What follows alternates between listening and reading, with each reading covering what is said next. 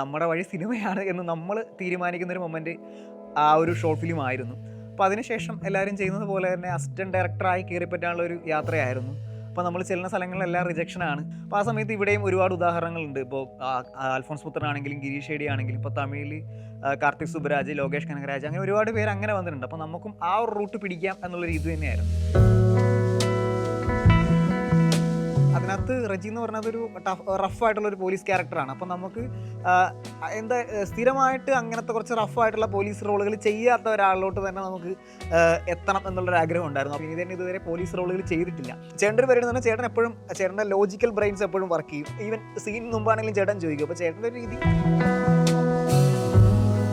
ഏറ്റവും ഇമ്പോർട്ടൻ്റ് ആയിട്ടുള്ളൊരു പോർഷൻ എന്ന് പറഞ്ഞിട്ടുണ്ടെങ്കിൽ ഈ പടത്തിലെ നരേഷനാണ്. നരേഷൻ പോർഷൻ അടിപൊളിയായിട്ട് പിടിക്കാൻ പറ്റുന്ന ഒരു ആർട്ടിസ്റ്റ് തന്നെ അവിടെ വന്നം എന്നുള്ളൊരു സാധനം ഉണ്ടായിരുന്നു. ഇപ്പോൾ ലളിത ചേച്ചി ആണെങ്കിലും മനുഷ്യത്തായാലും ആദം ജോണിലൊക്കെ ചെയ്തേക്കുന്ന ആ ഒരു പരിപാടി ഇപ്പോൾ ചേട്ടൻ ബ്രഹ്മയുഗത്തിൽ ചെയ്തപ്പോൾ നമുക്ക് ആ ഒരു ഫീൽ കിട്ടി ഭയങ്കരമായിട്ട്. അപ്പോൾ ഞാൻ ഇതിൻ്റെ ഒരു പരിപാടി ഇങ്ങനെ പറഞ്ഞപ്പോൾ ചേട്ടൻ പറഞ്ഞു, എടാ ഇത് ബ്രഹ്മയുഗം അടിക്കാത്ത രീതിയിൽ വന്നം. അപ്പോൾ ഞാൻ പറഞ്ഞു എനിക്ക് അടിച്ചാലും കുഴപ്പമില്ല കേട്ടാന്ന് പറഞ്ഞു. പക്ഷേ ചേട്ടനത് പറഞ്ഞു ഇല്ല അത് പറ്റില്ല.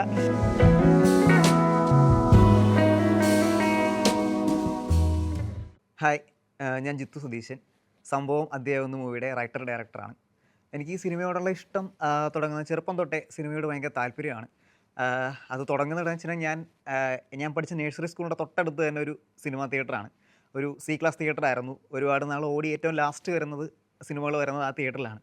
അപ്പം ഞാൻ സ്കൂൾ കഴിഞ്ഞ് പോകുമ്പോൾ മീൻസ് എൻ്റെ LP UP സ്കൂളെല്ലാം ആ തിയേറ്ററിന് അടുത്ത് തന്നെയായിരുന്നു. അപ്പോൾ നമ്മൾ പോകുമ്പം ഈ സിനിമയുടെ പോസ്റ്റേഴ്സാണ് നമ്മൾ ആദ്യമായിട്ട് ഹുക്ക് ചെയ്യുന്നത്. അപ്പോൾ ഇത് കാണുന്ന സമയം തൊട്ടേ സിനിമയോട് അങ്ങനെ ഒരു ഇഷ്ടം ആ സമയം തൊട്ടേ തോന്നി തുടങ്ങിയിട്ടുണ്ടായിരുന്നു.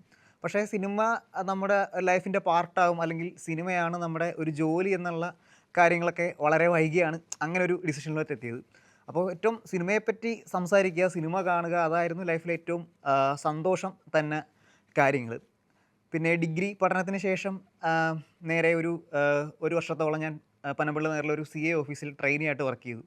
അതിനുശേഷം ബാങ്കിങ് ഫീൽഡിൽ HDFC ബാങ്കിൽ ലോൺ സെക്ഷനിലായിരുന്നു വർക്ക് ചെയ്തിരുന്നത്. ഒരു 6 വർഷത്തോളം അവിടെ വർക്ക് ചെയ്തു. അപ്പോൾ അത്യാവശ്യം കുഴപ്പമില്ലാത്ത സാലറി ഉണ്ട്, വലിയ കുഴപ്പമില്ലാത്ത രീതിയിൽ ലൈഫ് പോയിക്കൊണ്ടിരിക്കുന്നു. പക്ഷേ ഒട്ടും ഒരു സാറ്റിസ്ഫാക്ഷൻ കിട്ടിയിട്ടുണ്ടായിരുന്നില്ല. പിന്നെ ലൈഫിലൊരു ഭയങ്കരമായിട്ടുള്ള ട്രാജഡി സംഭവിക്കുകയുണ്ടായി. അപ്പോൾ ആ ഒരു മൊമെൻറ്റിലാണ് അതിൽ നിന്ന് റിക്കവർ ആകാൻ വേണ്ടിയിട്ട് എന്തൊക്കെയോ കാര്യങ്ങൾ ചെയ്തു. കുറച്ച് ഡ്രോയിങ്സിലും അതേപോലെ സിനിമ കാണുന്നതിലും പല കാര്യങ്ങൾ അങ്ങ് ഇൻവെസ്റ്റ് ചെയ്തു. അപ്പോൾ ആ ഒരു പോയിന്റിൽ അതിൽ നിന്ന് റിക്കവർ ചെയ്യുന്ന രീതിയിലാണ് നമ്മൾ ആദ്യമായിട്ടൊരു ഷോർട്ട് ഫിലിം ചെയ്ത് നോക്കിയത്. അപ്പോൾ അത് ആക്ച്വലി അതൊരു പ്രോപ്പർ ഷോർട്ട് ഫിലിം ആണോ എന്ന് ചോദിച്ചാൽ അങ്ങനെ പോലും പറയാൻ പറ്റില്ല. സ്ക്രിപ്റ്റ് എന്ന് പറഞ്ഞ സാധനമില്ല, പേപ്പറിൽ എന്തൊക്കെയോ എഴുതി ഫ്രണ്ട്സിനെ എല്ലാവരെയും കൂട്ടി, ക്യാമറമാനും ഒക്കെ ഫ്രണ്ട് തന്നെയാണ്, ക്യാമറ ഉള്ള ഒരു ഫ്രണ്ടാണ് ക്യാമറമാൻ. അപ്പോൾ അങ്ങനെ വെച്ചിട്ടൊരു ഷോർട്ട് ഫിലിം ചെയ്തു. അത് ഔട്ട്പുട്ട് എന്ന് പറഞ്ഞിട്ടുണ്ടെങ്കിൽ ഭയങ്കര പരിതാപകരമായിരുന്നു. എന്ന് വെച്ചിട്ടുണ്ടെങ്കിൽ എങ്ങനെയൊക്കെ ഒരു ഷോർട്ട് ഫിലിം ചെയ്യാൻ പാടില്ല അങ്ങനെയായിരുന്നു ആ ഷോർട്ട് ഫിലിം ചെയ്തത്.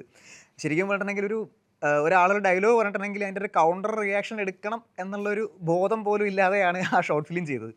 അപ്പോൾ ആക്ച്വലി അതിൻ്റെ ഒരു എഡിറ്റിംഗ് ഡെസ്കിൽ വെച്ചിട്ടാണ് സിനിമയെപ്പറ്റി ഒരു ബേസിക് സാധനങ്ങൾ അതിൻ്റെ എഡിറ്റിംഗ് ഡെസ്കിൽ വെച്ചിട്ടാണ് നമ്മളൊരു ബേസിക് കാര്യങ്ങൾ നമുക്ക് കിട്ടി തുടങ്ങിയത്.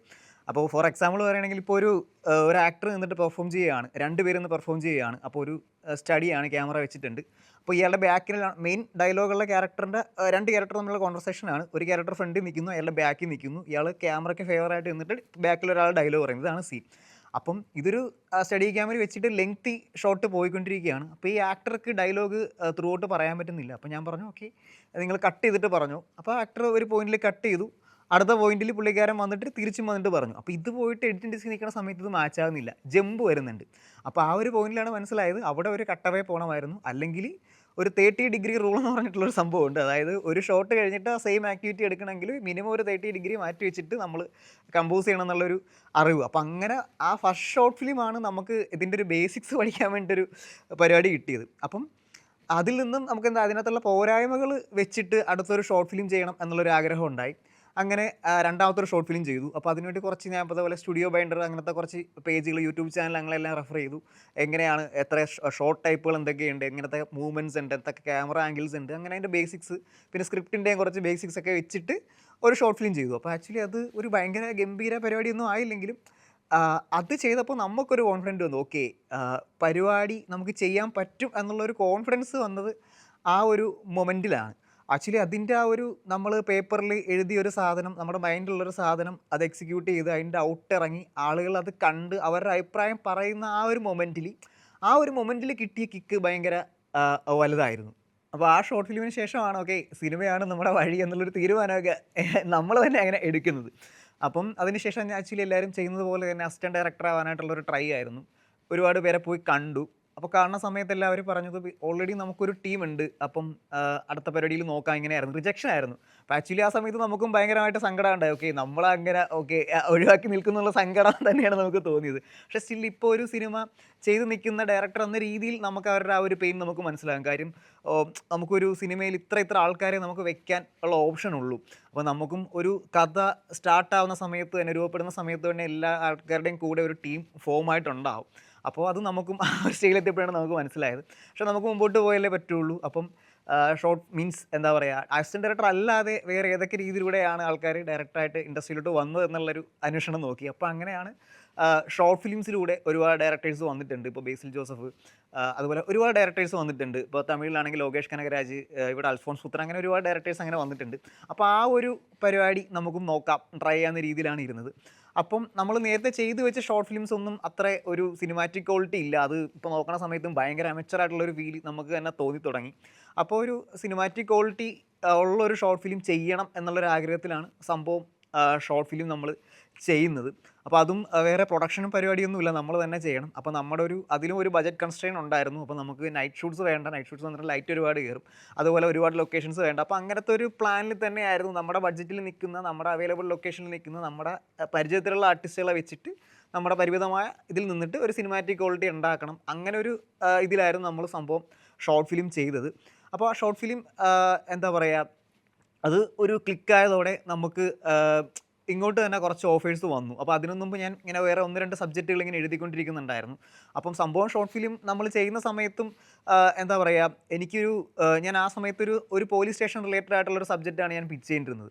അപ്പം സംഭവത്തിലോട്ട് വന്ന സമയത്തും ആ പോലീസ് എലമെൻറ്റ്സ് എല്ലാം വെച്ചത് ഈ സബ്ജക്റ്റിൻ്റെ ഒരു പിച്ചിങ്ങിന് നമുക്ക് ഗുണം ചെയ്യും. പോലീസിങ് നമ്മളെങ്ങനെ ഹാൻഡിൽ ചെയ്യുന്നുള്ളതൊക്കെ നമുക്ക് കുറച്ചുകൂടി കൺവിൻസ് ചെയ്യാൻ പറ്റുന്ന രീതിയിലാണ് ആ ഒരു സബ്ജക്റ്റ് പിച്ച് ചെയ്തിരുന്നത്. പക്ഷേ അതും ഒരു 1-2 വർഷത്തോളമൊക്കെ മുമ്പേ ഞാനത് പിച്ച് ചെയ്ത് തുടങ്ങിയാണ്. പക്ഷേ അതും നടപടിയാകുന്നില്ല. അപ്പോൾ അതിൻ്റെ ഒരു ഡിസ്കഷൻ ഒരു സൈഡിൽ കൂടി നടക്കുന്ന സമയത്താണ് സംഭവത്തിൻ്റെ പ്രൊഡ്യൂസറായിട്ടുള്ള ഫഹദ്ക്ക കോൺടാക്ട് ചെയ്യുന്നത്. എന്തെങ്കിലും സബ്ജക്റ്റുകളുണ്ടോ നമുക്ക് ചെയ്യാൻ പറ്റിയുണ്ടോ എന്ന് ചോദിച്ചു. അപ്പോൾ ഇനീഷ്യലി ഞങ്ങൾ 1-2 സബ്ജക്റ്റുകൾ ഇങ്ങനെ ഡിസ്കസ് ചെയ്തു. ആദ്യം നമ്മൾ ഇനീഷ്യലി ഒരു ഫെസ്റ്റിവൽ മൂവി ചെയ്യാം, വളരെ ചെറിയ ബജറ്റിലൊരു ഫെസ്റ്റിവൽ മൂവി ചെയ്യാമെന്നുള്ള ഡിസ്കഷനൊക്കെ ആയിരുന്നു. പക്ഷേ മുമ്പോട്ട് പോയിട്ടും എനിക്കും അങ്ങനെയുള്ളൊരു പരിപാടികളിലോട്ട് ലാൻഡ് ചെയ്യാൻ പറ്റിയില്ല. അപ്പോൾ ഞാൻ പറഞ്ഞു എൻ്റെ കയ്യിലൊരു സബ്ജക്റ്റ് ഉണ്ട്, ഇതേപോലെ നമ്മുടെ സംഭവം ഷോർട്ട് ഫിലിമിൻ്റെ തന്നെ ഒരു എക്സ്റ്റൻഡർ വേർഷൻ ഉണ്ട്. അപ്പോൾ ഞാനൊരു ഫസ്റ്റ് ഡ്രാഫ്റ്റ് ആയിക്കൊണ്ടിരിക്കുന്നേ ഉള്ളൂ, ഒന്ന് കേട്ട് നോക്കാൻ പറഞ്ഞു. അപ്പോൾ ആൾ കേട്ടു. കേട്ടപ്പോൾ ആൾ കൺവിൻസ്ഡ് ആയി, നമുക്ക് ഇത് തന്നെ ചെയ്യാം. അപ്പം അങ്ങനെയാണ് നമ്മൾ സംഭവം മൂവിയിലേക്ക് എത്തുന്നത്. അപ്പോൾ ആ ഒരു ഷോർട്ട് ഫിലിം കഴിഞ്ഞപ്പോഴാണ് നമുക്കും ഓക്കെ നമ്മുടെ വഴി സിനിമയാണ് എന്ന് നമ്മൾ തീരുമാനിക്കുന്നൊരു മൊമെൻറ്റ് ആ ഒരു ഷോർട്ട് ഫിലിം ആയിരുന്നു. അപ്പോൾ അതിനുശേഷം എല്ലാവരും ചെയ്യുന്നത് പോലെ തന്നെ അസിസ്റ്റൻറ്റ് ഡയറക്ടറായി കയറിപ്പറ്റാനുള്ള ഒരു യാത്രയായിരുന്നു. അപ്പോൾ നമ്മൾ ചെല്ലുന്ന സ്ഥലങ്ങളിലെല്ലാം റിജക്ഷനാണ്. ഇപ്പോൾ ഓൾറെഡി നമ്മൾ ചെല്ലുന്ന സമയത്ത് തന്നെ ഒരു കഥ അവിടെ രൂപപ്പെടുന്ന സമയം തൊട്ട് തന്നെ ഒരു ഡയറക്ടറുടെ കൂടെ ഒരു ടീം ഉണ്ടാവും. അപ്പോൾ അവിടെ ഒരു അടുത്തൊരാളായിട്ട് കയറിപ്പറ്റാൻ നമുക്ക് ഭയങ്കര ബുദ്ധിമുട്ടായിരുന്നു. പിന്നെ അപ്പോൾ എന്ത് ചെയ്യാൻ പറ്റും, അസിസ്റ്റൻറ്റ് ഡയറക്ടർ അല്ലാത്ത രീതിയിൽ എങ്ങനെ സിനിമയിൽ കയറിപ്പറ്റാൻ പറ്റും എന്നുള്ളൊരു ചിന്തയിലാണ് ഷോർട്ട് ഫിലിം എന്നൊരു ഇതിലേക്ക് നമ്മൾ എത്തിച്ചേരുന്നത്. അപ്പോൾ ആ സമയത്ത് ഇവിടെയും ഒരുപാട് ഉദാഹരണങ്ങളുണ്ട്. ഇപ്പോൾ അൽഫോൺസ് പുത്രനാണെങ്കിലും ഗിരീഷ് ഷേഡി ആണെങ്കിലും, ഇപ്പോൾ തമിഴിൽ കാർത്തിക് സുബ്രാജ്, ലോകേഷ് കനകരാജ്, അങ്ങനെ ഒരുപാട് പേര് അങ്ങനെ വന്നിട്ടുണ്ട്. അപ്പോൾ നമുക്കും ആ ഒരു റൂട്ട് പിടിക്കാം എന്നുള്ള രീതി തന്നെയായിരുന്നു. അപ്പോൾ നമ്മൾ നിലവിൽ ചെയ്തു വെച്ച ഷോർട്ട് ഫിലിംസിലൊന്നും പിന്നെ നമ്മൾ ഈ ഒരു സ്റ്റേജിൽ നോക്കുന്ന സമയത്ത് അത് കുറച്ച് ഭയങ്കരമായിട്ടുള്ള പോരായ്മകൾ നമുക്ക് തന്നെ ഫീൽ ചെയ്യുന്നുണ്ട്. അപ്പോൾ അതിനകത്ത് കുറച്ച് അമച്ചർ സ്വഭാവമാണ്, സിനിമാറ്റിക് ക്വാളിറ്റി ഇല്ല. അപ്പോൾ അത് നമുക്കൊരു പ്രൊഫൈലായിട്ട് എത്രത്തോളം വെക്കാൻ പറ്റും എന്നുള്ള പരിപാടി ഒരു ഡൗട്ട് ഉണ്ടായിരുന്നു.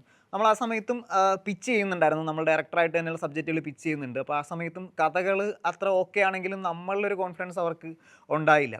അപ്പോൾ എന്തായാലും നമുക്കൊരു പ്രൊഫൈലായിട്ടൊരു ഷോർട്ട് ഫിലിം ചെയ്യണം, ഒരു സിനിമാറ്റിക് ക്വാളിറ്റി ഉള്ളൊരു ഷോർട്ട് ഫിലിം ചെയ്യണം എന്നുള്ളൊരു ആഗ്രഹത്തിലാണ് നമ്മൾ സംഭവം ഷോർട്ട് ഫിലിമിലേക്ക് എത്തുന്നത്. അപ്പോൾ ആ സമയത്തും നമുക്ക് ഇപ്പോൾ അറിയാം, ഷോർട്ട് ഫിലിമിൽ നമുക്കൊരു റിട്ടേൺ ഒരു പരിധിക്കുള്ളിൽ കിട്ടത്തില്ല. അപ്പോൾ ഒരു ഇൻവെസ്റ്റർ അതിനകത്തൊക്കെ വരിക എന്നുള്ളത് ഭയങ്കര ബുദ്ധിമുട്ടായിരുന്നു. നമ്മൾ അതിലും ആദ്യം ഇനിഷ്യലി അന്വേഷിച്ചെങ്കിലും ബുദ്ധിമുട്ടായിരുന്നു. അവസാനം നമ്മൾ തന്നെ പ്രൊഡ്യൂസ് ചെയ്യാം എന്നുള്ള രീതിയിലേക്ക് എത്തി. അപ്പം അതും നമ്മുടെ ഒരു കൺട്രോളുള്ളൊരു ബഡ്ജറ്റിലായിരിക്കണം.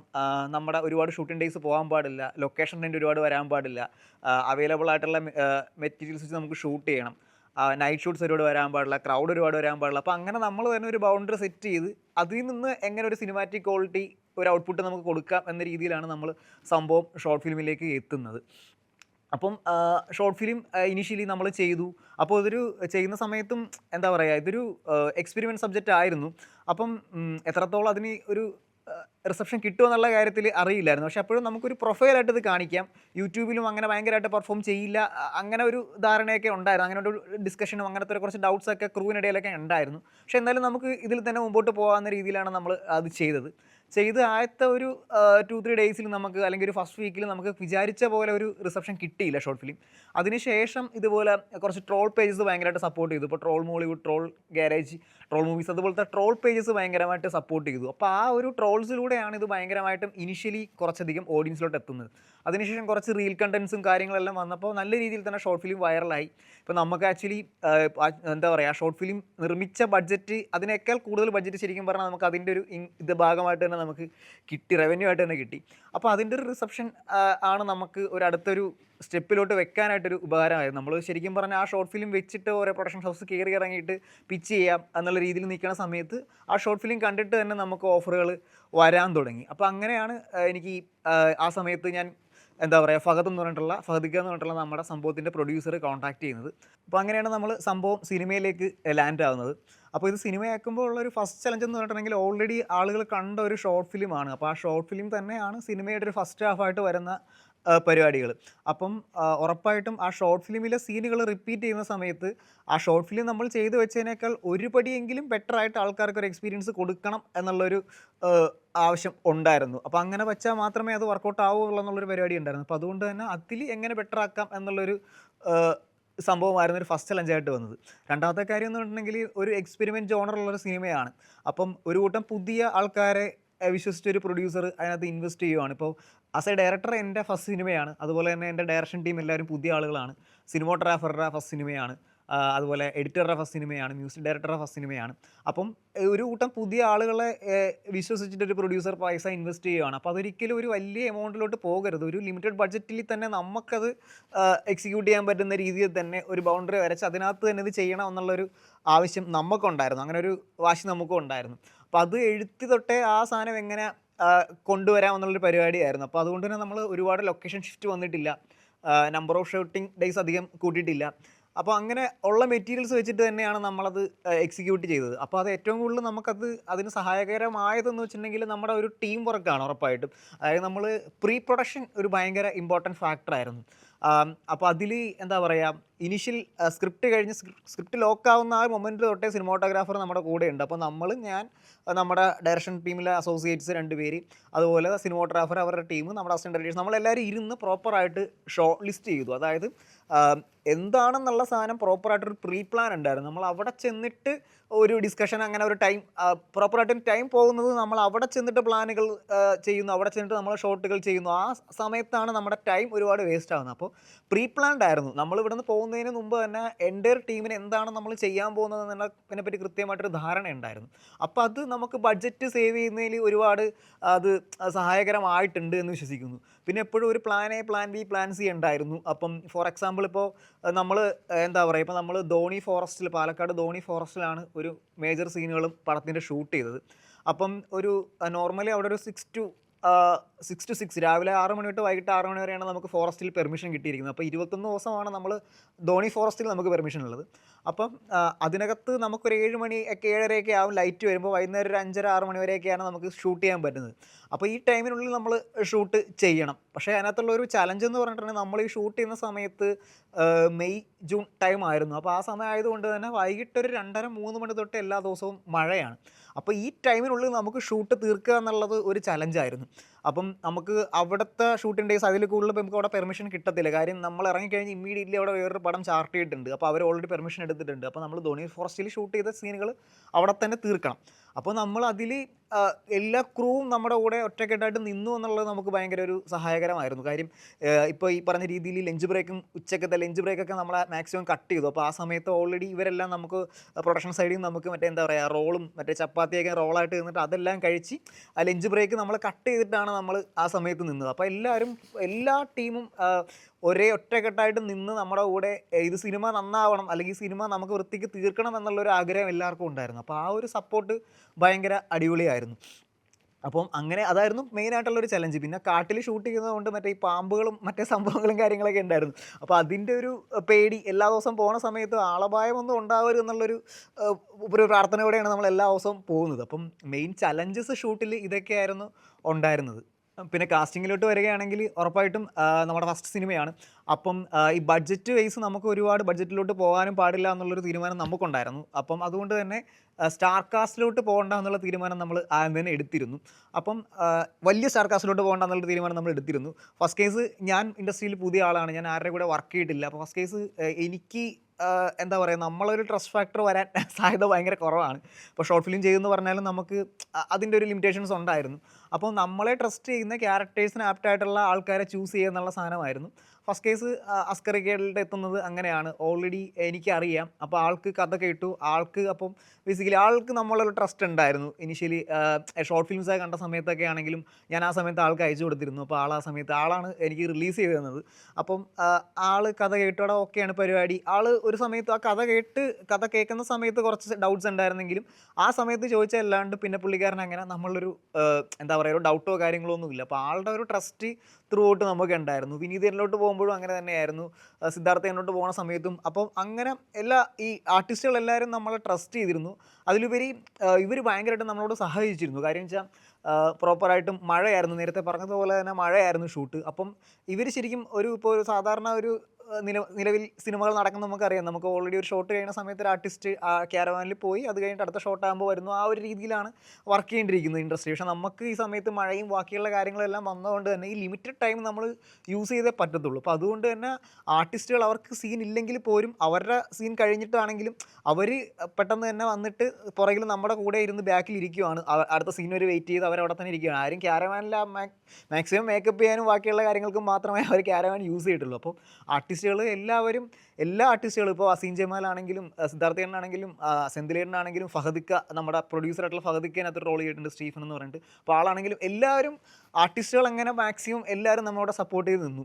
പിന്നെ ഇതിനകത്ത് ബാക്കി കുറച്ച് റോളുകൾ ചെയ്തിരിക്കുന്ന നമ്മുടെ ഷോർട്ട് ഫിലിമിലെ അതേ ക്യാരക്ടേഴ്സ് ചെയ്തേക്കുന്ന ആളുകൾ തന്നെയാണ്. അപ്പോൾ അതും നമുക്ക് പ്രൊഡക്ഷൻ സൈഡിൽ നിന്ന് ഒരു സപ്പോർട്ടായിരുന്നു. നമുക്ക് അവരെ തന്നെ വെക്കാം ജിത്തു. അപ്പോൾ അവർ അങ്ങനെ അപ്പോൾ അവരുടെ സൈഡിൽ നിന്നും അതിലും ഒരു സപ്പോർട്ട് ഉണ്ടായിരുന്നു പ്രൊഡ്യൂസർ സൈഡിൽ നിന്നും. അപ്പോൾ അങ്ങനെയാണ് നമ്മൾ കാസ്റ്റിങ്ങിലോട്ട് എത്തുന്നത്. അടുത്ത കാസ്റ്റിംഗ് ആയിട്ട് മറ്റേ റെജി എന്ന് പറഞ്ഞ കാസ്റ്റിങ്ങിലോട്ട് എത്തുന്നതായിരുന്നു. അപ്പം നമുക്ക് അതിനകത്ത് റെജി എന്ന് പറഞ്ഞത് ഒരു റഫായിട്ടുള്ളൊരു പോലീസ് ക്യാരക്ടറാണ്. അപ്പം നമുക്ക് സ്ഥിരമായിട്ട് അങ്ങനത്തെ കുറച്ച് റഫായിട്ടുള്ള പോലീസ് റോളുകൾ ചെയ്യാത്ത ഒരാളിലോട്ട് തന്നെ നമുക്ക് എത്തണം എന്നുള്ളൊരു ആഗ്രഹം ഉണ്ടായിരുന്നു. അപ്പോൾ അങ്ങനെയാണ് നമ്മൾ വിനീതേട്ടനോട് എത്തണത്. വിനീതേട്ടൻ ഇതുവരെ ചെന്നപ്പോഴാണ് നമ്മൾ ഇൻട്രസ്റ്റിംഗ് ആയിട്ടുള്ളൊരു സാധനം അറിഞ്ഞത്. വിനീതേട്ടൻ ഇതുവരെ പോലീസ് റോളുകൾ ചെയ്തിട്ടില്ല. അപ്പോൾ ആ കാസ്റ്റിംഗ് നമ്മൾ ഇനിഷ്യലി ആ ഒരു നമുക്ക് വന്ന സമയം തൊട്ടേ നമ്മൾ ഭയങ്കര എക്സൈറ്റഡ് ആയിരുന്നു. ചേട്ടൻ്റെ അടുത്തിട്ട് കാണാൻ പോയിട്ട് കഥ പറയാൻ പോകുന്ന സാധനം ഭയങ്കര ഇൻട്രസ്റ്റിംഗ് ആയിരുന്നു. അപ്പോൾ ചേട്ടൻ ആദ്യം കഥ പറഞ്ഞ് ചേട്ടൻ്റെ ഒരു പരിപാടി എന്ന് പറഞ്ഞാൽ ചേട്ടൻ്റെ ലോജിക്കൽ ബ്രെയിൻസ് എപ്പോഴും വർക്ക് ചെയ്യും. അപ്പോൾ ചേട്ടൻ എപ്പോഴും ക്ലാരിറ്റി വേണം. നമ്മൾ ചോദിക്കുന്ന ചേട്ടൻ്റെ ക്വസ്റ്റ്യൻസിന് ക്ലാരിറ്റി വേണം. അതെപ്പോഴും ഈവൻ സീൻ മുമ്പാണെങ്കിലും ചേട്ടൻ ചോദിക്കും. അപ്പോൾ ചേട്ടൻ്റെ ഒരു രീതി അതിനുള്ള ക്ലാരിറ്റി നമ്മൾ കൊടുത്തു കഴിഞ്ഞാൽ ചേട്ടൻ സെറ്റാണ്. അപ്പോൾ അതെങ്ങനെ ചേട്ടൻ ചോദിക്കും. അപ്പോൾ നമ്മൾ രണ്ടാമത്തെ ഡിസ്കഷന് പോകുന്ന സമയത്ത് അപ്പോൾ നമ്മൾ ആദ്യം കഥ പറയാൻ പോകുമ്പോൾ ചേട്ടൻ കുറച്ച് ബിയേഡൊക്കെ വെച്ച് സെറ്റായിട്ടിരിക്കുകയായിരുന്നു. ഇപ്പോൾ രണ്ടാമത്തെ തവണ നമ്മൾ ചെന്നപ്പോൾ പറഞ്ഞു ചേട്ടാ ഇങ്ങനെയാണ് കൃതാവൊക്കെ ഇങ്ങനെ വന്നിട്ട് കുറച്ച് ഇങ്ങനത്തെ ഒരു ലുക്ക് പരിപാടിയൊക്കെയാണെന്ന് പറഞ്ഞു. അപ്പോൾ രണ്ടാമത്തെ നമ്മൾ മീറ്റിങ്ങിൽ ചെല്ലുന്ന സമയത്ത് ഏകദേശം ചേട്ടൻ തന്നെ ആ ലുക്കിലാണ് വന്നിരുന്നത്. അപ്പോൾ ആ ലുക്കിൽ ചേട്ടനെ കണ്ടപ്പോൾ തൊട്ടേ ഓക്കെ നമ്മൾ ഹാപ്പി, ഓക്കെ ഇതാണ് റെജി, ഇത് തന്നെയാണ്. അത് നമ്മളങ്ങനെ അതൊരു അടിപൊളി മൊമെൻ്റ് ആയിരുന്നു. പിന്നെ സിദ്ധാർത്ഥേട്ടനോട്ട് എത്തുന്ന സിദ്ധാർത്ഥേട്ടൻ ഫസ്റ്റ് ഇങ്ങനെ വന്നു. ഒരു റെസ്റ്റോറൻറ്റിലാണ്, ഒരു കഫേയിലാണ് സിദ്ധാർത്ഥേട്ടൻ മീറ്റ് ചെയ്യണത്. അപ്പോൾ കഥ പറഞ്ഞു, ചേട്ടാ ഇങ്ങനെയാണ് ക്യാരക്ടർ, ഇന്ന പരിപാടിയാണ് പറഞ്ഞപ്പോൾ കേട്ട് ചേട്ടൻ ചോദിച്ചില്ല ഇൻട്രസ്റ്റിംഗ്, അടിപൊളി, ഇത് നമ്മൾ ചെയ്യുന്നു. ആ ഒരു റിയാക്ഷനായിരുന്നു സിദ്ധാർത്ഥേട്ടൻ്റെ കയ്യിൽ നിന്ന്. പിന്നെ ചേട്ടൻ അങ്ങനെ പരിപാടികളൊന്നും പറഞ്ഞിട്ടില്ല. പിന്നെ സിനിമയിൽ ഏറ്റവും ഇമ്പോർട്ടൻ്റ് ആയിട്ടുള്ളൊരു പോർഷൻ എന്ന് പറഞ്ഞിട്ടുണ്ടെങ്കിൽ ഈ പടത്തിലെ നരേഷനാണ്. കാര്യം ആ നരേഷനിലൂടെയാണ് ഇവിടെ എന്താണ് നടക്കുന്നത് എന്നുള്ള സാധനം ഓഡിയൻസിനോട് കമ്മ്യൂണിക്കേറ്റ് ചെയ്യുന്നത്. അപ്പോൾ അത് നരേഷൻ പോർഷൻ അടിപൊളിയായിട്ട് പിടിക്കാൻ പറ്റുന്ന ഒരു ആർട്ടിസ്റ്റ് തന്നെ അവിടെ വന്നം എന്നുള്ളൊരു സാധനം ഉണ്ടായിരുന്നു. അപ്പോൾ അങ്ങനെയാണ് നമ്മൾ സിദ്ധാർത്ഥേട്ടനിലോട്ട് എത്തുന്നത്. അപ്പം ഇപ്പോൾ ലളിത ചേച്ചിയാണെങ്കിലും മനസ്സിലായാലും ആദം ജോണിലൊക്കെ ചെയ്തേക്കുന്ന ആ ഒരു പരിപാടി ഇപ്പോൾ ചേട്ടൻ ഭ്രമയുഗത്തിൽ ചെയ്തപ്പോൾ നമുക്ക് ആ ഒരു ഫീൽ കിട്ടി ഭയങ്കരമായിട്ട്. അപ്പോൾ അങ്ങനെയാണ് നമ്മൾ സിദ്ധാർത്ഥേട്ടനിലോട്ട് എത്തുന്നത്. അപ്പോൾ ഞാൻ ഇതിൻ്റെ ഒരു പരിപാടി ഇങ്ങനെ പറഞ്ഞപ്പോൾ ചേട്ടൻ പറഞ്ഞു, എടാ ഇത് ഭ്രമയുഗം അടിക്കാത്ത രീതിയിൽ വന്നം. അപ്പോൾ ഞാൻ പറഞ്ഞു എനിക്ക് അടിച്ചാലും കുഴപ്പമില്ല കേട്ടാന്ന് പറഞ്ഞു. പക്ഷേ ചേട്ടനത് പറഞ്ഞു ഇല്ല അത് പറ്റില്ല, നമുക്ക് വേറെ രീതിയിൽ പിടിക്കാം എന്ന് പറഞ്ഞിട്ട് ചേട്ടൻ തന്നെ അത് ഭ്രമയുഗത്തിൻ്റെ ഒരു ഓപ്പോസിറ്റ്, അതിനകത്ത് ഒരു ബന്ധമില്ലാത്ത രീതിയിൽ ചേട്ടൻ ആ സാധനം തന്നു. അത് നമുക്ക് ചേട്ടൻ അതല്ലാതെ എങ്ങനെ പിടിക്കും എന്നുള്ള സാധനം അറിയാൻ വേണ്ടി നമുക്ക് ഭയങ്കര ഒരു എക്സൈറ്റഡ് ആയിരുന്നു. പക്ഷേ ചേട്ടൻ അത് ഭയങ്കര രസമായിട്ട് തന്നെ നരേഷൻ പോർഷൻ തന്നു. അപ്പോൾ അതിൽ നമ്മൾ ഭയങ്കര ഹാപ്പിയാണ്. അതും അടിപൊളിയായിട്ട് നമുക്കത് കിട്ടി. ഈ ടെക്നീഷ്യൻസിൻ്റെ കാര്യത്തിലോട്ട് എടുക്കുന്ന സമയത്ത് നവീനാണ് ക്യാമറാമാൻ. അപ്പോൾ നമ്മളും അതുപോലെ നമ്മുടെ കൂടെ നിൽക്കുന്ന സെറ്റായിട്ട് നിൽക്കുന്ന ചില്ലായിട്ട് നിൽക്കുന്ന ഒരു DOPനെ തന്നെയാണ് നമ്മൾ നോക്കുന്നത്. അപ്പം നമ്മൾ കുറച്ചിങ്ങനെ ഷോർട്ട് ലിസ്റ്റ് ചെയ്തിട്ടുണ്ടായിരുന്നു. അപ്പോൾ അങ്ങനെ വന്ന കുറച്ച് പേരുകളിൽ ലാസ്റ്റ് നമ്മൾ ഫൈനലൈസ് ലിസ്റ്റിലുള്ള ഒരു പേരാണ് നവീൻ്റെത്. അപ്പോൾ നവീനെ കാണാൻ പോകുന്ന സമയത്തും നവീൻ ആ സമയത്ത് നമ്മൾ കണ്ട ഷോർട്ട് ഫിലിംസിൽ അവൻ ഷോർട്ട് ഫിലിംസാണ് ചെയ്തേക്കുന്നത്. പിന്നെ ഒരു സിനിമയുടെ ഇവിടുത്തെ ഒരു ഷെഡ്യൂൾ ആൾ ചെയ്തിട്ടുണ്ട്. എന്നാലും ത്രൂ ഔട്ട് ഇൻഡിപെൻഡൻറ്റ് സിനിമ ചെയ്തിട്ടില്ല. അപ്പോൾ നമ്മൾ നോക്കുന്ന സമയത്ത് അവൻ ചെയ്ത ഷോർട്ട് ഫിലിംസ് ആണെങ്കിലും ഇപ്പോൾ നമ്മുടെ ചെയ്യുന്ന പടത്തിൻ്റെ മൂഡായിട്ടുള്ള പരിപാടികളല്ല, പക്ഷേ അവൻ ചെയ്ത വർക്കുകൾ കൊള്ളാം. അപ്പോൾ അങ്ങനെ റാൻഡമായിട്ട് ബാക്കിയുള്ളവരെ കാണുന്ന കൂട്ടത്തിൽ തന്നെ ജസ്റ്റ് ഒന്ന് കാണാമെന്ന് പറഞ്ഞ് ചെന്നതാണ്. അപ്പോൾ പോകുന്ന സമയത്ത് എനിക്കൊരു എന്താ പറയുക, എൻ്റെ ഉള്ളിലൊരു സെൽഫ് ഡൗട്ട് വന്നതെന്ന് വെച്ചിട്ടുണ്ടെങ്കിൽ നവീൻ ഓൾറെഡി ഒരു ഡയറക്ടർ കൂടിയാണ്. ഒരു ഷോർട്ട് ഫിലിം അവൻ ഡയറക്റ്റ് ചെയ്തിട്ടുണ്ട്, എഡിറ്റ് ചെയ്തിട്ടുണ്ട്, അത് എൻ്റെ സിനിമാഗ്രാഫി അവൻ തന്നെയാണ് ചെയ്തിരിക്കുന്നത്. അപ്പം അവൻ വന്ന സമയത്ത് അവൻ്റേതായിട്ടുള്ള ഡയറക്ടോറിയൽ പരിപാടികൾ ഇതിനകത്ത് വരുമോ, മൊത്തത്തിൽ നമ്മൾ ഉദ്ദേശിച്ച സിനിമ മാറിപ്പോകുമോ എന്നുള്ള ഡൗട്ടൊക്കെ വെച്ചിട്ടാണ് ഞാൻ അവനെ കാണാൻ പോകുന്നത്. പക്ഷെ അവനെ ചെന്നിട്ട് ഫസ്റ്റ് കണ്ട് ഒരു പരിപാടി നരേറ്റ് ചെയ്ത് കഴിഞ്ഞ് ഫസ്റ്റ് ഒരു സ്റ്റോറി ആയിട്ട് തന്നെ നരേറ്റ് ചെയ്തിട്ട് ഫസ്റ്റ് തന്നെ അവൻ ചോദിച്ചു മതി അളിയെ ഞാൻ ഏതൊക്കെ പടങ്ങളാണ് കാണേണ്ടത്, നിൻ്റെ മൂഡ് എന്താണ് എന്നുള്ളതാണ് ചോദിച്ചത്. അപ്പോൾ ആ ചോദ്യത്തിൽ നമ്മൾ ഫ്ലാറ്റായി. അപ്പം ഓക്കെ, ആ മൊമെൻറ്റിൽ തന്നെ ഓക്കെയാണ് ഇവൻ സെറ്റാണ് എന്ന രീതിയിൽ അങ്ങനെയാണ് നവീനിലോട്ട് എത്തുന്നത്. പിന്നെ ബാക്കി ടെക്നീഷ്യൻസ് എന്ന് പറയുന്ന സമയത്ത് ഇപ്പോൾ എഡിറ്റർ ഷോർട്ട് ഫിലിമിൻ്റെ തന്നെ എഡിറ്ററാണ് അർജുൻ, മ്യൂസിക് ഡയറക്ടർ ഷോർട്ട് ഫിലിമിൻ്റെ തന്നെ മ്യൂസിക് ഡയറക്ടറാണ് ഗോഡ്വിൻ. പിന്നെ ബാക്കിയുള്ള ടെക്നീഷ്യൻസ് സുജിത്തേട്ടനാണ് ആർട്ട് ചെയ്തത്. സുജിത്തേട്ടൻ്റെ ഇൻഡിപെൻഡൻറ്റ് ഫസ്റ്റ് സിനിമയാണ്. സുജിത്തേട്ടൻ മറ്റേ കാക്കയുടെ പ്രതിമയും കാര്യങ്ങളൊക്കെ നമ്മൾ വിചാരിച്ചതിലും ഭംഗിയായിട്ട് തന്നെ സുജിത്തേട്ടൻ ചെയ്തിട്ടുണ്ട്. പിന്നെ കൺട്രോളർ എന്ന സമയത്ത് പ്രവീൺ ഇടവണ്ണപ്പാറ, അദ്ദേഹം നമുക്ക് അവിടുത്തെ പെർമിഷനും ഫോറസ്റ്റിൻ്റെ കാര്യങ്ങളൊക്കെ ഭയങ്കര ബുദ്ധിമുട്ടായിരുന്നു. നമുക്ക് ത്രൂ ഔട്ട് ഇത്രയും ദിവസം ഫോറസ്റ്റിൽ പോകുന്നൊരു പടമായിരുന്നു. അപ്പോൾ അവിടുത്തെ കാര്യങ്ങളെല്ലാം അദ്ദേഹമാണ് ചെയ്തു തന്നത്. പിന്നെ ഇതിനകത്ത് കോസ്റ്റ്യൂം ചെയ്ത സമീര ചേച്ചിയാണ്. മേക്കപ്പ് പട്ടൺ റഷീദിക്കയൊക്കെ ഇപ്പോഴും എന്താ പറയുക, ഒരു ചെറിയ ഒരു പരിപാടിയാണെങ്കിൽ പോലും, അതായത് അദ്ദേഹത്തിന് ചലഞ്ചിങ് ആയിട്ടുള്ള, അദ്ദേഹത്തിൻ്റെ ഒരു ക്വാളിറ്റി എന്ന് പറഞ്ഞിട്ടുണ്ടെങ്കിൽ അദ്ദേഹത്തിന് ചലഞ്ചിങ് ആയിട്ടുള്ള ഒരു പരിപാടി. ഇപ്പോൾ ഇതിനകത്ത് ഒരു വൂണ്ട് സെറ്റ് ചെയ്യണം. അപ്പോൾ അദ്ദേഹം രാവിലെ 7 മണിക്ക് സെറ്റിലുണ്ടാവും. അപ്പോൾ ഈ ഒരു ഇത്രയും വർഷം എക്സ്പീരിയൻസ് ഉള്ള ആളുടെ ആ ഒരു പാഷൻ, ആ ഒരു ഡെഡിക്കേഷൻ കാണുന്ന സമയത്ത് നമുക്കും ഭയങ്കരമായിട്ടൊരു ഇതാണ്. ഇപ്പോൾ എല്ലാ ടെക്നീഷ്യൻസും അതുപോലെ ഭയങ്കരമായിട്ട് നമ്മളെ സപ്പോർട്ട് ചെയ്ത് നിന്നിട്ടുണ്ട്. ആരുടെയെങ്കിലും പേര് പറയാൻ വിട്ടുപോയിട്ടുണ്ടോ എന്നറിയില്ല. പിന്നെ ഇതിനകത്ത് മെയിനായിട്ടും നമുക്ക് ഈ സിനിമ ഇതിൻ്റെ റൈറ്റിംഗ് സ്റ്റേജ് തൊട്ടേ നമുക്ക് ഇതിൻ്റെ സൗണ്ട് ഭയങ്കര ഇമ്പോർട്ടൻ്റ് ആയിട്ടുള്ളൊരു ഘടകമായിരുന്നു. അപ്പോൾ അതിൽ നമുക്ക് ഇവിടെ അവൈലബിൾ ആയിട്ടുള്ള ഏറ്റവും ബെസ്റ്റ് ടെക്നീഷ്യനെ തന്നെ നമുക്ക് കൊണ്ടുവരണം എന്നുള്ളൊരു ആഗ്രഹം ഉണ്ടായിരുന്നു. അപ്പോൾ അങ്ങനെ ഞാൻ തുടക്കം തൊട്ടേ എനിക്ക് ഭയങ്കര ആ രീതിയിൽ തുടക്കം തൊട്ട് ഞാൻ സിനിമകൾ സീരിയസ് ആയിട്ട് കാണുന്ന സമയം തൊട്ട് ഞാൻ ശ്രദ്ധിച്ചിരിക്കുന്ന ഒരു ടെക്നീഷ്യനാണ് വിഷ്ണു ഗോവിന്ദ്. അപ്പം ചേട്ടൻ എങ്ങനെയെങ്കിലും ഈ പടത്തിൽ ഇന്നാവണം എന്നുള്ളൊരു ആഗ്രഹം നമുക്കുണ്ടായിരുന്നു. അപ്പോൾ ഇതിൻ്റെ ഒരു ഷൂട്ടിങ്ങിൻ്റെ സമയത്ത് തൊട്ടേ ഞാൻ ചേട്ടനെ ഇങ്ങനെ കോൺടാക്ട് ചെയ്യുന്നുണ്ട്, ചേട്ടാ ഇങ്ങനെ പരിപാടികളുണ്ട്. അപ്പോൾ ചേട്ടൻ പറഞ്ഞു നോക്കണം, നീ ഔട്ട് ഷൂട്ടൊക്കെ കഴിഞ്ഞിട്ട് നമുക്ക് തീരുമാനിക്കുക എന്നുള്ളൊരു പരിപാടിയിലായിരുന്നു. അപ്പം ഇതിൻ്റെ ഒരു ഔട്ട് ഒരു ഫസ്റ്റ് കട്ട് കണ്ടതിന് ശേഷം ആണ് ചേട്ടനെ കൺവിൻസ് ചെയ്ത് ചേട്ടനെ ഇതിനകത്തേക്ക് ഇന്നായത്. അപ്പോൾ ചേട്ടൻ വന്നത്, ചേട്ടൻ്റെ ഒരു ഇൻപുട്ട് സിനിമയെ ഭയങ്കരമായിട്ട് എൻഹാൻസ് ചെയ്തിട്ടുണ്ട്. ഇപ്പം ഇതിനകത്ത് നോക്കിയാൽ അറിയാം, പടത്തിൻ്റെ ഒരു സെക്കൻഡ് ഹാഫിൽ ത്രൂ ഔട്ട് ഡയലോഗ്സ് ഭയങ്കര കുറവാണ്. അവിടെ ഫുള്ളും സൗണ്ടാണ് പടത്തെ ഭയങ്കരമായിട്ട് നിർത്തിയിരിക്കുന്നത്. അപ്പോൾ അത് ചേട്ടനെ പോലത്തെ ഒരു ടെക്നീഷ്യൻ വന്നത് നമ്മുടെ പടത്തിന് ഭയങ്കരമായിട്ട് ഗുണം ചെയ്തിട്ടുണ്ട്.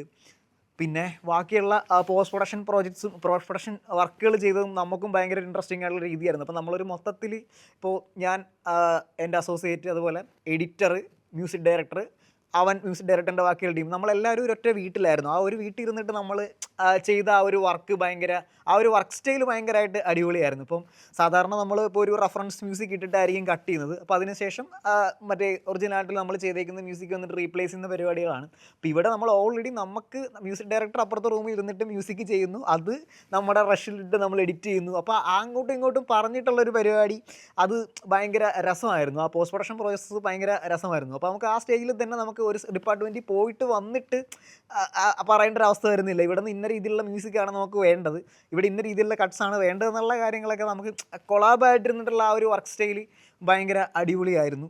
ഷൂട്ടിംഗ് ടൈമിലെ ചലഞ്ച് എന്ന് പറഞ്ഞാൽ മഴ തന്നെയായിരുന്നു. മഴ ഭയങ്കര ചലഞ്ചായിരുന്നു. പിന്നെ പ്രധാനമായിട്ടുള്ള ചലഞ്ച് എന്ന് പറഞ്ഞിട്ടുണ്ടെങ്കിൽ അതിനകത്ത് ഏറ്റവും ഇൻട്രസ്റ്റിംഗ് ആയിട്ട് തോന്നിയ സാധനം വെച്ചിട്ടുണ്ടെങ്കിൽ, ഏറ്റവും ബുദ്ധിമുട്ടിയ സീൻ എന്ന് പറഞ്ഞിട്ടുണ്ടെങ്കിൽ ഈ ചതുപ്പിനകത്ത് കിടക്കുന്ന ആ ഒരു സീൻ ഷൂട്ട് ചെയ്യുന്ന പരിപാടി. അപ്പം എനിക്ക് ഇതിനകത്ത് മറ്റേ വിനീതേട്ടൻ ചതുപ്പിൽ കിടക്കുന്ന ആ ഒരു സീൻ, അപ്പോൾ അതിനകത്ത് ഏറ്റവും വലിയൊരു ബുദ്ധിമുട്ടെന്ന് പറഞ്ഞിട്ടുണ്ടെങ്കിൽ കാടിനകത്ത് ചതുപ്പ് നമ്മൾ സെറ്റ് ചെയ്തിരിക്കുകയാണ്. അപ്പോൾ ഇതിനകത്ത് എന്തെങ്കിലും ഇഴജന്തുക്കൾ വീണ് കിടക്കുന്നുണ്ടോ എന്നുള്ളൊരു ടെൻഷൻ എനിക്ക് ഭയങ്കരമായിട്ട് ഉണ്ടായിരുന്നു. അപ്പോൾ അത് ഇപ്പോൾ വിനീതേട്ടൻ്റെ ഒരു കാര്യം വെച്ചിട്ടുണ്ടെങ്കിൽ, വിനീതേട്ടൻ ഭയങ്കര ഡെഡിക്കേറ്റഡാണ്. വിനീതേട്ടൻ സാധാരണ നമ്മളൊരു ഷോട്ട് എടുത്ത് ഒരു ആംഗിൾ കഴിഞ്ഞിട്ട് നമുക്ക് കയറിയിട്ട് റെസ്റ്റ് എടുത്തിട്ട് അടുത്ത ചെയ്യാം, അങ്ങനത്തെ ഒരു പ്ലാനാണ്. പക്ഷേ ചേട്ടനാണ് ഇറങ്ങിയിട്ട് കയറുന്നില്ല. ചേട്ടൻ പറഞ്ഞു നീ എടുത്തോ, നിനക്ക് വേണ്ട ഷോട്ട്സ് എല്ലാം എടുത്തോ എന്ന് പറഞ്ഞിട്ട് ചേട്ടൻ ത്രൂ ഔട്ട് 2-3 മണിക്കൂറോളം, 2-3 മണിക്കൂറല്ല, ഒരു 3-4 മണിക്കൂറോളം അതിന് ചേട്ടിനകത്ത് തന്നെ കിടക്കുമായിരുന്നു. അപ്പോൾ ചേട്ടിനകത്ത് കിടക്കുന്ന സമയത്ത് നമുക്ക് ഭയങ്കര പേടിയാണ്, ഇതിനകത്ത് എന്തെങ്കിലും ഇഴജന്തുക്കളുണ്ടോ, അപ്പോൾ ആ ഒരു ടെൻഷൻ ത്രൂ ഔട്ട് ഉണ്ടായിരുന്നു. അപ്പോൾ അതൊരു ഏറ്റവും വലിയൊരു ചലഞ്ചായിട്ട് തോന്നിയ സാധനം അതാണ്. പിന്നെ പറഞ്ഞല്ലോ ഈ മഴ സമയത്ത് നമ്മളവിടെ നമ്മൾ ലൊക്കേഷൻ കാണാൻ പോകുന്ന സമയത്ത് ചെറുതായിട്ടൊരു കാറ്റുണ്ടായിരുന്നു. അപ്പോൾ നമ്മളിങ്ങനെ നോക്കുന്ന സമയത്ത് കാറ്റ് അടിക്കുന്നുണ്ട്, ദൂരെ നിന്ന് ഇങ്ങനെ ഒരു സൗണ്ട് കേൾക്കാം, കട കട കട എന്ന് പറഞ്ഞു. നോക്കുന്ന സമയത്ത് ഒരു മരം മറിഞ്ഞ് ദൂരെ വീഴുകയാണ്. അപ്പോൾ ഇതുപോലെ ഈ ഷൂട്ടിംഗ് ഡേയ്സിലും നമ്മൾ നല്ല കാറ്റുള്ള സമയത്ത് ഇതേപോലെ മരച്ചില്ലകളൊക്കെ ഒടിഞ്ഞ് വീഴുന്ന പരിപാടികൾ, അങ്ങനെ കുറേ കാര്യങ്ങളൊക്കെ ഉണ്ടായിരുന്നു. അപ്പോൾ അത് മൊത്തത്തിലൊരു അഡ്വഞ്ചർ പരിപാടി ആയിരുന്നു ഷൂട്ടിൻ്റെ കാര്യങ്ങൾ പോയത്. അടുത്തായിട്ട് സിനിമയുടെ റിലീസ്, നമുക്ക് ഏറ്റവും കൂടുതൽ ടെൻഷൻ ഉണ്ടായിരുന്ന ഒരു പാർട്ട് അത് തന്നെയായിരുന്നു. കാര്യം ഇപ്പോൾ ഞാനുൾപ്പെടെ പടത്തിലുള്ള ഓൾമോസ്റ്റ് എല്ലാ ടെക്നീഷ്യൻസും പുതിയ ആൾക്കാരാണ്. അതുപോലെ താരതമ്യേന ഭയങ്കര സ്റ്റാർ കാസ്റ്റ് ഇല്ലാത്ത ആർട്ടിസ്റ്റുകൾ. അപ്പം അങ്ങനെ ഒരു സിനിമ ആളുകളിലോട്ട് എങ്ങനെ എത്തും എന്നുള്ള കാര്യത്തിൽ ഭയങ്കര ടെൻഷൻ ഉണ്ടായിരുന്നു.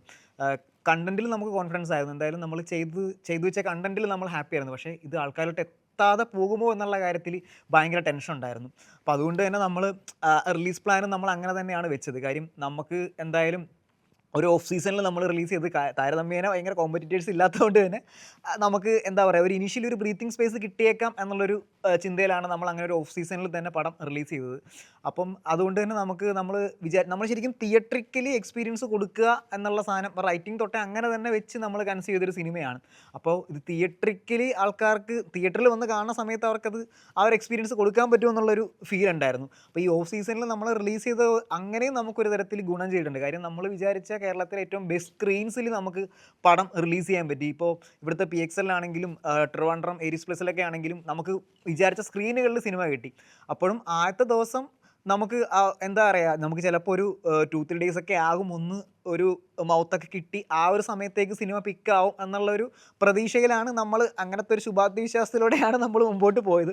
പക്ഷേ എന്നിരുന്നാലും ഫസ്റ്റ് ഡേ ഈവനിങ് ഷോയിൽ തൊട്ടേ നമുക്ക് അത്യാവശ്യം പടം പിക്കപ്പായി തുടങ്ങി. അത് ഭയങ്കര ഒരു ഹാപ്പി ആയിട്ടുള്ളൊരു മൊമെൻ്റ് ആയിരുന്നു. നമ്മളപ്പം ഫസ്റ്റ് ഡേ തന്നെ നമ്മൾ തിയേറ്റർ വിസിറ്റിന് പോയിട്ട് വനിതാ തിയേറ്ററിൽ നമ്മൾ അന്ന് ചെല്ലുന്ന സമയത്ത് ഇനിഷ്യലി ഫ്രണ്ട് റോയിലെ സൈഡ് സീറ്റ് വരെ ഫില്ലായിരുന്നു. അപ്പോൾ ആ സമയത്ത് നമ്മൾ പടം തീർന്ന് നമ്മൾ പുറത്ത് നിൽക്കുന്നു, അതിനകത്ത് ലാസ്റ്റ് ഷോട്ട് വന്ന് കഴിഞ്ഞ് നിൽക്കുന്ന മൊമെൻറ്റിൽ തിയേറ്ററിൽ നമ്മൾ പുറത്ത് നിൽക്കുമ്പോൾ തിയേറ്ററിൽ കയ്യടിയുണ്ട്. അപ്പോൾ അകത്തോട്ട് കയറി ആ ഒരു മൊമെൻറ്റ് നമുക്ക് ഓക്കെ രക്ഷപ്പെട്ടു എന്നുള്ളൊരു സാധനം ആ ഒരു മൊമെൻറ്റിലാണ് കിട്ടിയത്. പക്ഷേ അതിനുശേഷം പിന്നീട് പുറത്തൊക്കെ ആണെങ്കിലും ഇപ്പം ഭയങ്കര റിലീസ് പുറത്തില്ലായിരുന്നെങ്കിലും ഇപ്പം തമിഴ്നാട്ടിലാണെങ്കിലും കർണാടകയാണെങ്കിലും അവിടെ നിന്നൊക്കെ ആണെങ്കിലും ഉള്ള ഷോസിൽ അത്യാവശ്യം ഇത് കയറുന്നുണ്ട്. നമുക്ക് ഇൻസ്റ്റയിലൊക്കെ ആണെങ്കിലും ധാരാളം മെസ്സേജ് വരുന്നുണ്ട്. അപ്പോൾ അങ്ങനെ അവിടെ നിന്നൊരു എന്താ പറയുക, ആ ഒരു ടെൻഷൻ ആ ഒരു ഫസ്റ്റ് ഡേ ഈവനിങ് തൊട്ട് നമുക്ക് സെറ്റായി തുടങ്ങി. പിന്നെ അതിനുശേഷം OTTയിൽ വന്ന സമയത്ത് ഹോട്ട്സ്റ്റാറിലാണ് സിനിമ വന്നത്. അപ്പോൾ ഹോട്ട്സ്റ്റാറിൽ വന്ന് നമുക്ക് ഭയങ്കരമായിട്ട് ഗുണം ചെയ്തു. ആ സമയത്ത് ഇപ്പോൾ IPL ഒക്കെ നടക്കുന്നതുകൊണ്ട് തന്നെ ഒരുപാട് പേര് സബ്സ്ക്രിപ്ഷൻസ് എടുത്തിട്ടുണ്ടായിരുന്നു. അപ്പോൾ അവിടെ വന്ന സമയത്ത് നമുക്ക് ഔട്ട്സൈഡ് കേരളയും ഭയങ്കരമായിട്ട് റിവ്യൂസ് വന്നു തുടങ്ങി. ഇപ്പോൾ ഹിന്ദിയിൽ നിന്നൊക്കെ ആണെങ്കിലും ഒരുപാട് ആൾക്കാർ ഇതേപോലെ റീൽസ് ചെയ്യുന്നുണ്ട്, ഒരുപാട് മെൻഷൻസ് വരുന്നു. അപ്പോൾ അവിടെ നിന്ന് നമുക്ക് ഒരുപാട് പോസിറ്റീവ് റിവ്യൂസ് വന്നു. അപ്പോൾ അത് ഭയങ്കര ഒരു ഹാപ്പി മൊമെൻ്റ് ആയിരുന്നു. നമ്മുടെ എന്താ പറയുക, നമ്മൾ വിചാരിച്ചതിലും ബെറ്റർ ആയിട്ടുള്ള റിസൾട്ട് ഇപ്പോൾ തിയേറ്ററിൽ നിന്നാണെങ്കിലും OTTയിൽ നിന്നാണെങ്കിലും അങ്ങനെ ഒരു റെസ്പോൺസ് നമുക്ക് കിട്ടി. അപ്പോൾ അതിൽ ഭയങ്കര ഹാപ്പിയാണ്. പിന്നെ ഓൾമോസ്റ്റ് ഇവിടുത്തെ റിവ്യൂസേഴ്സ് എല്ലാവരും അങ്ങനെ ആരും എന്താ പറയുക, ഓൾമോസ്റ്റ് എല്ലാവരും പോസിറ്റീവ് തന്നെയാണ് പറഞ്ഞത്. അങ്ങനെ എയറിലോട്ടൊന്നും ഭയങ്കരമായിട്ട് കയറിയില്ല. അപ്പോൾ അത് ഭയങ്കരമായിട്ട് സന്തോഷം ആയിരുന്നു ആ കാര്യം. സംഭവത്തിന് ശേഷം സംഭവത്തിന് മുമ്പ് എന്ത് പ്ലാൻ ചെയ്തോ അത് നമ്മൾ ആഗ്രഹിച്ചോ സംഭവത്തിന് ശേഷം കിട്ടിയത് തന്നെ പറയാം. അതായത് ഇന്തവട്ടെ മിസ്സേ ആവാതെ എന്നുള്ളൊരു കൺസെപ്റ്റിലാണ് നമ്മൾ പരിപാടി തുടങ്ങിയത്. പടം തുടങ്ങിയൊരു എനിക്ക് തോന്നുന്നു പടം റിലീസ് ചെയ്ത് 2ാമത്തെ ദിവസം തന്നെ നമുക്ക് DOPക്ക് നെക്സ്റ്റ് പടം, നവീൻ അടുത്ത നെക്സ്റ്റ് പടം ഓഫർ വന്നു. നമ്മൾ തിയേറ്റർ വിസിറ്റിനൊക്കെ നിൽക്കുന്ന സമയത്താണ് ജയേട്ടൻ വിളിക്കുന്നത്. ജയേട്ടൻ വിളിച്ചു, ഓപ്പറേഷൻ ട്രാവലിൽ അവന് ഓപ്പർച്യൂണിറ്റി കിട്ടി. ആ പടം അവനിപ്പോൾ ഷൂട്ട് കഴിഞ്ഞു, അവനത് അടിപൊളിയായിട്ട് ചെയ്തിട്ടുണ്ട്. അതുപോലെ മ്യൂസിക് ഡയറക്ടർ ഗോഡ്വിനും ബാക്ക് ടു ബാക്ക് സിനിമകൾ വന്നു. ഇപ്പോൾ പ്രൊഡക്ഷൻ കമ്പനിയുടെ തന്നെ അടുത്ത സിനിമയായിട്ടുള്ള ടാരന്റിനോ എന്ന് പറഞ്ഞ സിനിമ ഗോഡ്വിനാണ്. അർജുൻ എഡിറ്റർ, അവനും ആ സിനിമ വന്നു. എനിക്കും അതിനുശേഷം ഒരുപാട് ഓഫറുകൾ വന്നു, ഇതേപോലെ സിനിമകൾ ചെയ്യാൻ ഓഫറുകൾ വന്നു. അപ്പോൾ ഇങ്ങനെ അടുത്ത പരിപാടികൾ ഇങ്ങനെ എഴുതിക്കൊണ്ടിരിക്കുന്നു. പിന്നെ അതിലുപരി ഇൻഡസ്ട്രിയിൽ നിന്ന് തന്നെ ഒരുപാട് ആളുകൾ വിളിച്ചു, ഇങ്ങനെ പറയുന്നു സിനിമകൾ വർക്കായി, അല്ലെങ്കിൽ സിനിമയുടെ നല്ലതിനെയും വർക്കാവാതെ പോയ കാര്യങ്ങളെയൊക്കെ പറ്റി ചർച്ച ചെയ്യുന്നു. സിനിമ നമുക്ക് ചെയ്യുന്ന സമയത്ത് നമുക്ക് ഏറ്റവും സന്തോഷമായിരുന്നു. സിനിമ നല്ലതോ മോശമോ ഒന്നതിലേക്ക് ഉപരി സിനിമ ചർച്ചയാകുന്നു എന്നുള്ള സാധനം ഭയങ്കര സന്തോഷമായിരുന്നു. അപ്പം മൊത്തത്തിൽ ഹാപ്പിയാണ്, ഭയങ്കരമായിട്ടും ഹാപ്പിയാണ്. പുതിയതായിട്ട് ഇൻഡസ്ട്രിയിലോട്ട് വരാനിരിക്കുന്ന ഡയറക്ടേഴ്സിനോട് എന്താണ് പറയാനുള്ളതെന്ന് ചോദിച്ചിട്ടുണ്ടെങ്കിൽ അത്രയും പറയാനുള്ള എക്സ്പീരിയൻസ് ആയിട്ടുണ്ടോയെന്ന് അറിയില്ല. എന്നിരുന്നാലും ഒരു സിനിമ ചെയ്തതിൻ്റെ അനുഭവത്തിൽ പറയുകയാണെങ്കിൽ ഇപ്പം പല അഭിപ്രായങ്ങൾ നിങ്ങൾക്ക് കേൾക്കാം. അതായത് ഇപ്പോൾ ഫോർ എക്സാമ്പിൾ ഇപ്പോൾ ഞാൻ ഫസ്റ്റ് സിനിമ ചെയ്യുന്ന സമയത്ത് ഇതൊരു ഒരു എക്സ്പെരിമെൻറ്റ് ജോണുള്ള സിനിമയാണ്. അപ്പോൾ നീ കുറച്ചുകൂടി ഒരു എൻ്റർടൈൻമെൻറ്റ് ജോണിലുള്ള സിനിമ നീ ചെയ്യുകയാണെങ്കിൽ അതായിരിക്കും സേഫ്. ഇതൊട്ടും സേഫ് അല്ലാന്ന രീതിയിൽ കുറച്ച് സജഷൻസ് ഉണ്ടായിരുന്നു. അതുപോലെ തന്നെ സ്റ്റാർ കാസ്റ്റ് സിനിമകൾ തന്നെ ചെയ്യണം. അങ്ങനെ കുറച്ചധികം സജഷൻസ് ഉണ്ടായിരുന്നു. പക്ഷേ അന്ന് ആ സജഷൻസ് ഞാൻ കേട്ടിരുന്നുവെങ്കിൽ ചിലപ്പോൾ എനിക്കൊരു ഫസ്റ്റ് സിനിമ ചെയ്യാൻ പറ്റിയെന്ന് വരില്ല. അപ്പം നമുക്കിപ്പോൾ ഏത് രീതിയിൽ വേണമെങ്കിലും നമുക്ക് ഇൻഡസ്ട്രിയിലോട്ട് വരാം. ഇപ്പോൾ നമുക്ക് ഒരുപാട് അസിസ്റ്റ് ചെയ്തിട്ട് ഇൻഡസ്ട്രിയിലോട്ട് വരാം. അതുപോലെ എന്താ പറയുക, ഫിലിം ഇൻസ്റ്റിറ്റ്യൂട്ടിൽ പോയിട്ട് ഇൻഡസ്ട്രിയിലോട്ട് വരുന്ന ആളുകളുണ്ട്. ഷോർട്ട് ഫിലിം ചെയ്തിട്ട് വരുന്ന ആൾക്കാരുണ്ട്. ഇതൊന്നും ചെയ്യാതെ ഇപ്പം നമുക്കിപ്പോൾ യൂട്യൂബ്സിൽ പോലും നല്ല രീതിയിൽ ഫിലിം മേക്കിങ്ങിനെ പറ്റിയുള്ള പഠിക്കാനുള്ള അവസരങ്ങളുണ്ട്. അപ്പോൾ ലേണിംഗ് എവിടെ നിന്നാണോ നമുക്ക് ലേൺ ചെയ്യാൻ പറ്റുന്നത് അവിടെ നിന്നൊക്കെ നമ്മൾ പഠിച്ചിട്ട് നമ്മുടെ സ്ട്രോങ് സോൺ എന്താണോ, നമ്മുടെ മുമ്പിൽ എന്തൊക്കെയാണോ റിസോഴ്സ് ഉള്ളത്, അപ്പോൾ അതിനെ മാക്സിമം യൂട്ടിലൈസ് ചെയ്ത് നമ്മൾ നന്നായിട്ട് എഫർട്ട് എടുത്തിട്ട് നമ്മുടെ രീതിയിൽ ഒരു സ്ഥാനം ഉറപ്പിക്കുക എന്നുള്ളതാണ് ചെയ്യാനുള്ളത്.